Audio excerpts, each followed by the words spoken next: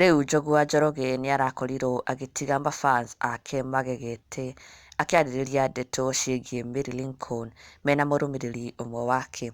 As you may know, Njogu na Mary Lincoln have been a couple. Nĩmakoretwo me hamwe no kuma rĩrĩa mbica cia Mary Lincoln ciagĩkorirwo ikĩrekererio kũrĩ mũingĩ, ndeto nĩciacokire kumbũka atĩ the two may not be together anymore, atĩ Njogu na Mary Lincoln have parted ways.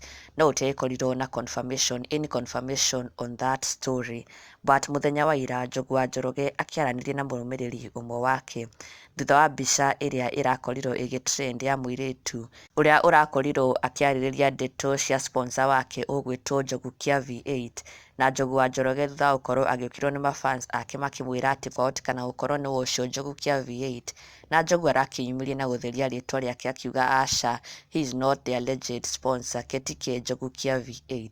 Na thutha wake gũkorwo agĩtheria rĩtwa rĩake, arũmĩrĩri ake aingĩ mũno nĩmarakorwo makĩingĩra comment section-inĩ yake na gũkorwo magĩkenerera kuona atĩ he is not the alleged sponsor, na in fact hena ũmwe ũrakorirwo akĩmwĩra atĩ ke nĩmoĩ nĩ wa Mary Lincoln, o moĩ atĩ Njogu nĩ wa Mary Lincoln, na matikwenda ndeto ici ingĩ atĩ anga cia sponsor cia mũirĩtu Pauline wa Mũgo, aca, o moĩ Njogu nĩ wa Mary Lincoln. Na Njogu nĩaragĩkorirwo akĩona comment ĩyo ya mũrũmĩrĩri ũcio wake, na thutha ũcio he responded na njĩra ĩratigire mafans ake magegete kuona atĩ ndanakorwo agĩtĩkanĩria kana gwĩtĩkĩra ũguo mũrũmĩrĩri ũcio wake ũrĩa arakorirwo akĩmwĩra atĩ ke nĩ wa Mary Lincoln.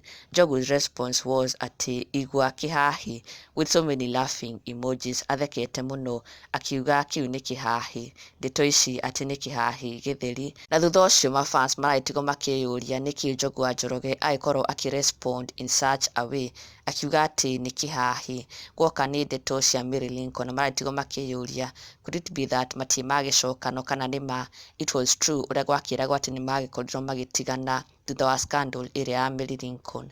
Na post ĩyo ya Njogu wa Njoroge nĩracokire gũkorwo ĩgĩthario, both the comment ya mũrũmĩrĩri ũcio wake ũrakoretwo akĩmwĩra atĩ ke nĩ wa Mary Lincoln na yake bado cierĩ irakorwo igĩthario, no already mafans nĩmarakĩonete comments ici cierĩ na maratigwo na ciũria nyingĩ mũno kuona Njogu ndanetĩkĩra ũguo mũrũmĩrĩri ũcio wake arakoretwo akĩmwĩra atĩ ke nĩ wa Mary Lincoln, but instead arauga kĩu nĩ kĩhahi.